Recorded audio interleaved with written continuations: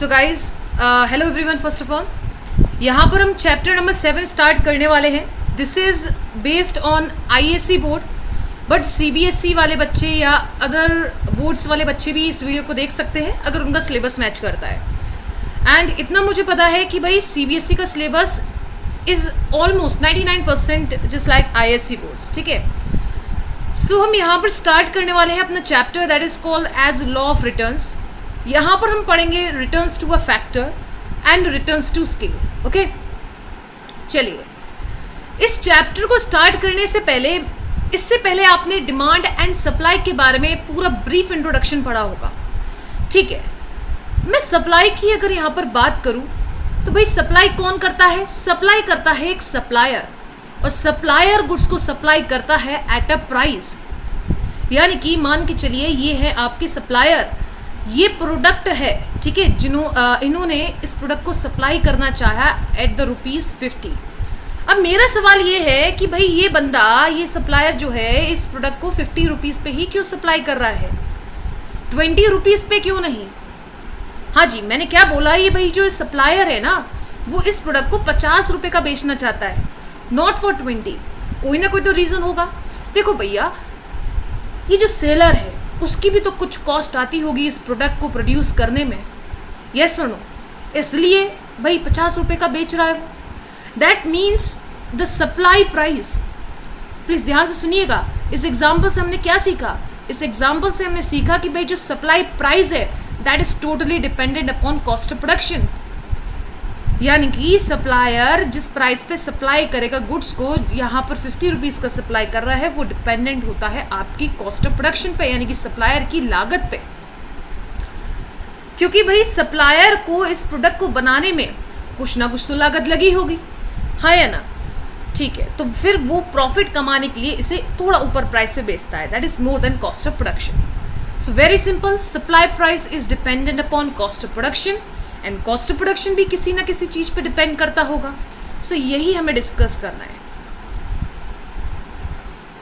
Okay, the supply price of a given level of output depends upon cost of production. So ये हमने पढ़ ही लिया है कि भाई सप्लाई प्राइस किस पे डिपेंड करता है? कॉस्ट ऑफ प्रोडक्शन पे डिपेंड करता है. एंड बेटा जो कॉस्ट ऑफ प्रोडक्शन है वो आपकी दो चीज़ों पे डिपेंड करता है. First is the physical relationship between input and outputs, and second prices of inputs. ये पॉइंट हमें नहीं समझ आया. ये पॉइंट हो सकता है आपको समझ नहीं आया हो. देखो बेटा, इसी पॉइंट को तो हमें इस चैप्टर में डिस्कस करना है. ठीक है, तो आप इतना समझ के चलिए कि भाई जो सप्लाई प्राइस होता है वो कॉस्ट ऑफ प्रोडक्शन पे डिपेंडेंट होता है. ठीक है, एंड जो कॉस्ट ऑफ प्रोडक्शन है वो आपके दो फैक्टर्स पे डिपेंडेंट होती है. एक सबसे पहला physical relationship between input and outputs, and second है आपका प्राइजेस ऑफ इनपुट्स. ठीक है, ओके, अब यहाँ पर पढ़ते हैं क्या लिखा है. A study of relationship between inputs and outputs is known as theory of production.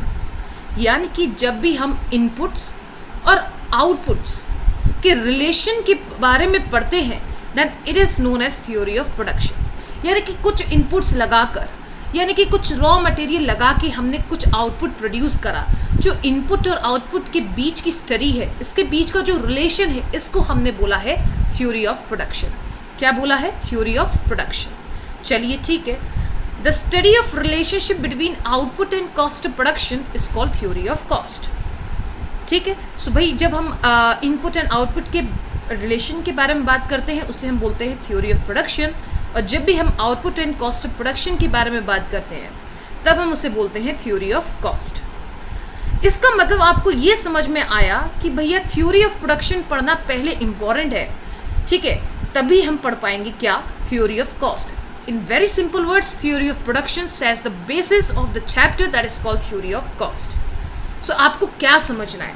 आपको ये समझना है कि भाई जो हमारा सप्लाई प्राइस है ना, supply price cost of production पे डिपेंडेंट है, एंड आपका cost of production is dependent upon physical relationship between input and output. In short, you can say it as theory of production. Theory of production. ठीक है, इस chapter में आप पढ़ेंगे theory of production के बारे में. ठीक है, जब आप फुल एंड फुल नॉलेज ले लोगे about this chapter that is theory of production, आपने कॉन्सेप्ट डेवलप कर लिए about theory of production chapter, फिर हम आएंगे थ्योरी ऑफ कॉस्ट वाले चैप्टर पे, ठीक है। सो भाई कॉस्ट ऑफ प्रोडक्शन किस पे डिपेंडेंट है? Theory of production. In very simple words, theory of production पे डिपेंडेंट है। इसका मतलब क्या हुआ? इसका मतलब ये हुआ कि भाई हमें इसे चैप्टर में पढ़ना है, ये सुनो, ठीक है।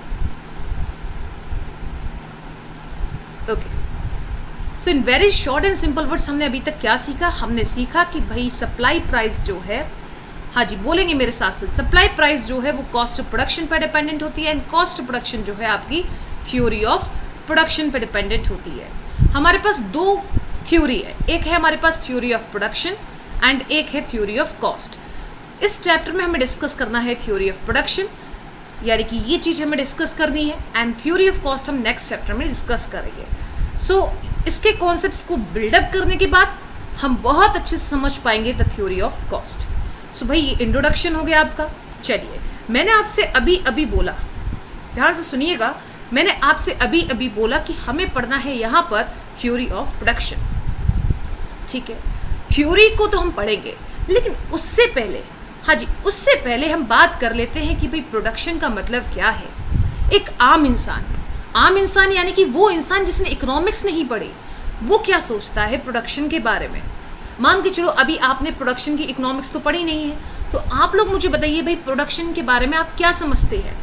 आप समझते हैं प्रोडक्शन का मतलब कुछ प्रोड्यूस करना, यानी कि कुछ क्रिएट करना, आप यही तो समझते हैं ना प्रोडक्शन के बारे में, ठीक है भाई। सो यही लिखा है मैंने, लेमेंस कॉन्सेप्ट ऑफ प्रोडक्शन। यहाँ पर वर्ड क्या लिखा मैंने? Layman's. What is meant bye layman? Layman का मतलब एक आम इंसान जिसने अभी तक इकोनॉमिक्स को पढ़ा नहीं है, उसके हिसाब से प्रोडक्शन का कॉन्सेप्ट का मतलब है भाई कुछ ना कुछ क्रिएट करना। लेकिन भाई आपके लिए, आप बहुत भाग्यशाली हो कि आप इकोनॉमिक्स का सब्जेक्ट पढ़ रहे हैं, एंड आपको रियल मीनिंग पता चलेगा प्रोडक्शन का। Production not only means creation, but in addition to utility is also added here. यानी कि इकोनॉमिक्स में प्रोडक्शन का मतलब क्या है? Creation of something and thereby adding utility to the object. मतलब ये तो समझ में आता है कि भाई प्रोडक्शन का मतलब क्रिएशन होता है, लेकिन यूटिलिटी कैसे? ये बहुत बड़ा सवाल आ जाता है। चलिए इसके लिए आप एक एग्जांपल लेकर चलें। मान के चलिए ये हैं आपके सप्लायर। हाँ जी, कौन है ये आपके? ये है आपके सप्लायर, ठीक है। सप्लायर इस प्रोडक्ट को करना चाहता है सप्लाई, एंड जो बायर है he is a buyer. Okay, समझिए क्या एग्जाम्पल है।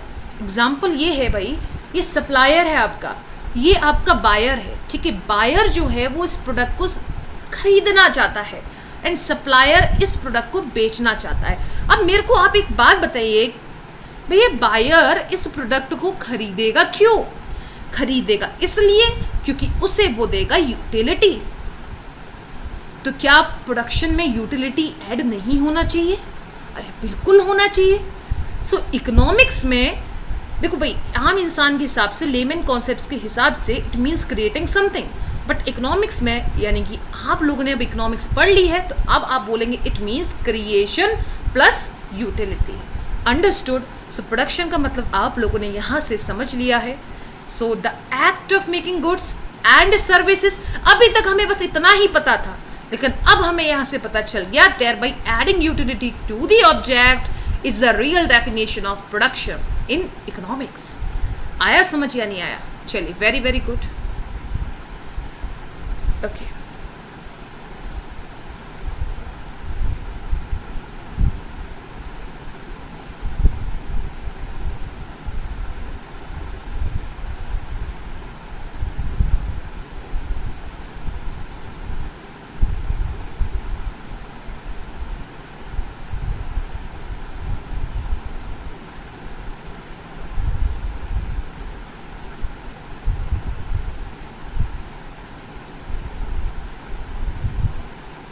चलिए आइए हम बात करते हैं अब अपने कॉन्सेप्ट की, जिसे हम बोलते हैं प्रोडक्शन फंक्शन। ध्यान से सुनिएगा आप लोग, ठीक है, ध्यान से सुनिएगा। प्रोडक्शन फंक्शन क्या कहता है? In very short and simple words, production function shows the relationship. Production function shows the relationship between inputs and outputs. Production function in very simple words आपको रिलेशनशिप दिखाता है बिटवीन इनपुट्स एंड आउटपुट, यानी कि कितना input लगा के आप कितना आउटपुट प्रोड्यूस कर पा रहे हैं. That is studied with the help of your production function. Understood और नॉट? ठीक है. सो यहां पर लिखा क्या है? A production function shows maximum quantity of a commodity that can be produced. क्या बोला इसने? ये बोला कि भाई प्रोडक्शन फंक्शन का मतलब है मैक्सिमम क्वांटिटी किसी भी कमोडिटी का जो आप प्रोड्यूस कर पा रहे हैं, यानी कि ये हो गया आपका output. Okay, per unit of time. Okay, with a given amount of inputs. So भाई इनपुट्स वर्ड आ गया. And when best production technique available is used. So ध्यान से समझिएगा इस प्रोडक्शन फंक्शन को. मैंने in short and simple words आपको बता दिया कि भाई प्रोडक्शन फंक्शन का मतलब होता है इनपुट्स एंड आउटपुट की रिलेशनशिप. ये सुनो. सो यहाँ पर लिखा भी यही है कि भाई आउटपुट एंड इनपुट के रिलेशनशिप को हम बोलते हैं प्रोडक्शन फंक्शन. सबसे पहली बात नोट करने वाली यही है कि भाई कुछ इनपुट लगा के हम कुछ आउटपुट प्रोड्यूस कर रहे हैं, लेकिन पर unit of time, this is a second thing to be noted.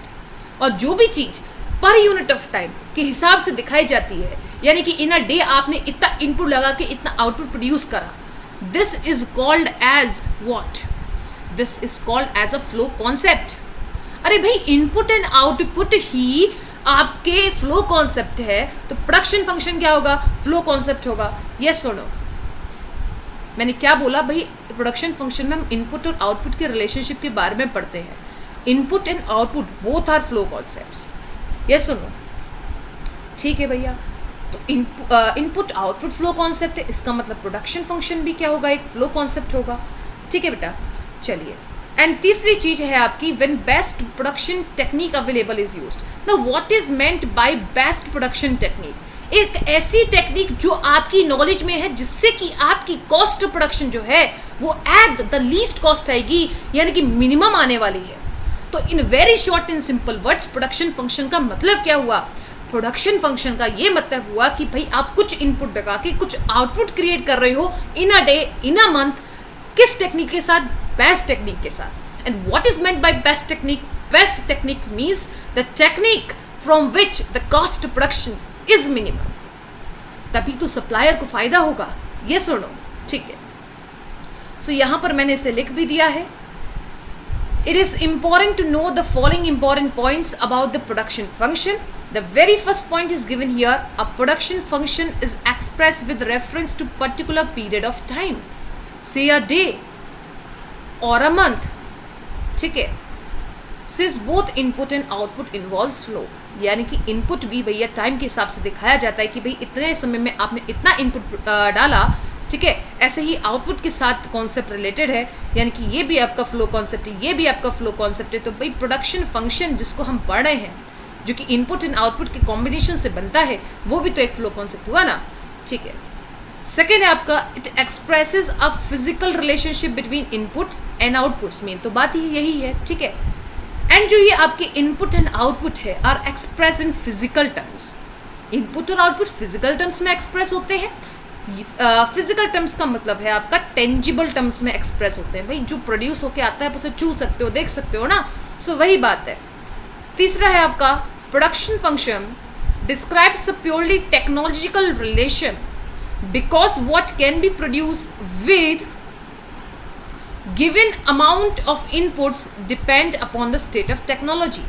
ये बोल रहा है तीसरा चीज कि भैया ये टेक्निक पे डिपेंडेंट होता है. आप कुछ इनपुट लगा के प्रोड्यूस कर रहे हो ना, ये टेक्निक पे डिपेंडेंट है. मान के चलते आपके पास इनपुट्स है, यानी कि आपके पास रॉ मटेरियल अवेलेबल है, लेकिन भैया आप उन रॉ मटेरियल को फिनिश गुड्स में कैसे बनाओगे? With the help of techniques, with the help of machines. And आपको कौन सी टेक्निक यूज करनी है? प्योरली टेक्नोलॉजिकल रिलेशनशिप दिखाते हैं, यानी कि प्योरली टेक्निक यूज करनी है जिससे कि आपका कॉस्ट प्रोडक्शन क्या हो जाए? मिनिमम हो जाए. यस और नो? सो ये है आपका प्रोडक्शन फंक्शन. ठीक है. बट मैं यहाँ पर आपको कुछ चीज़ें और डिस्कस करना चाहूँगी. ठीक है. देखो भाई, मैं यहाँ पर आपसे बात करती हूँ expression of production function. Expression of production function.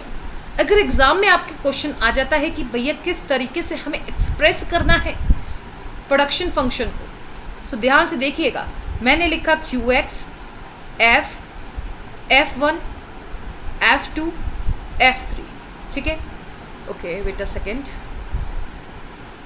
फिर मैंने कर दिया डैश डैश डैश डैश, ठीक है, मैंने ये एक्सप्रेस कर दिया आपके प्रोडक्शन फंक्शन को। है ये प्रोडक्शन फंक्शन कैसा है, ध्यान से समझिएगा, ये है आपका output, QX is the output commodity, यानी कि आपने कुछ इनपुट्स डाले होंगे, आपने कुछ इनपुट्स डाले होंगे, यानी कि F1 F2 F3 these are what, these are your inputs, आपने कुछ ना कुछ तो इनपुट्स डाले होंगे जिससे कि हमारा ये QX आउटपुट आया। और ये F क्या है भैया, ये है फंक्शनल रिलेशनशिप बिटवीन इनपुट, आज बिटवीन इनपुट एंड आउटपुट, यानी कि in very simple words it is production function. So भैया कुछ इनपुट्स डाल के हमारा कुछ आउटपुट आया, और इस फंक्शनल रिलेशनशिप को हम क्या बोलते हैं, प्रोडक्शन फंक्शन, ठीक है। एग्जाम में आपसे बोला जा सकता है, देखिए एग्जाम में क्वेश्चन किस तरीके से आ सकता है, इन्होंने बोल दिया कि भैया मान के चलिए लेबर है आपकी L, ठीक है। अच्छा मैं आपको एक बात बताऊं, मैंने बोला भाई इनपुट्स लगा के आप आउटपुट प्रोड्यूस कर रहे हैं, कैसे इनपुट्स हो सकते हैं आपके, लैंड हो सकता है आपका, लेबर हो सकता है, ये सुनो कैपिटल हो सकती है, एंड आपके एंटरप्रेन्योर हो सकते हैं, ये सुनो, ठीक है। मैंने बोला कि भैया मान के चलिए एक फैक्टर है आपका लेबर, और एक फैक्टर है आपका मान के चलिए कैपिटल, जिसको हम कैपिटल लेटर के से डिनोट कर रहे हैं, ठीक है। चलिए, और इन्होंने बोला कि भैया लेबर और कैपिटल जो हमारे फैक्टर्स है, इससे हमारा आउटपुट जो है वो आ रहा है एज QX, ठीक है। अब आपसे क्वेश्चन बोल दिया जाएगा कि भाई एक्सप्रेस प्रोडक्शन फंक्शन, अब आपसे बोल दिया जाएगा कि भैया आप एक्सप्रेस कीजिए प्रोडक्शन फंक्शन को, तो आप किस तरीके से करेंगे, आपको पता है कि भाई आउटपुट आया मतलब QX, प्रोडक्शन फंक्शन एक्सप्रेस करना यानी कि functional relationship between input and output, ये सुनो, और फैक्टर्स आपको यहाँ पर लिखने होते हैं, that is labour and capital. So भैया ये हो गया आपका एक्सप्रेशन ऑफ प्रोडक्शन फंक्शन। चलिए मैं आपको एक लास्ट चीज और यहाँ पर बता दूं कि भाई ये जो मैंने QX लिखा है, यानी कि जो ये लेफ्ट साइड पे चीज लिखी है,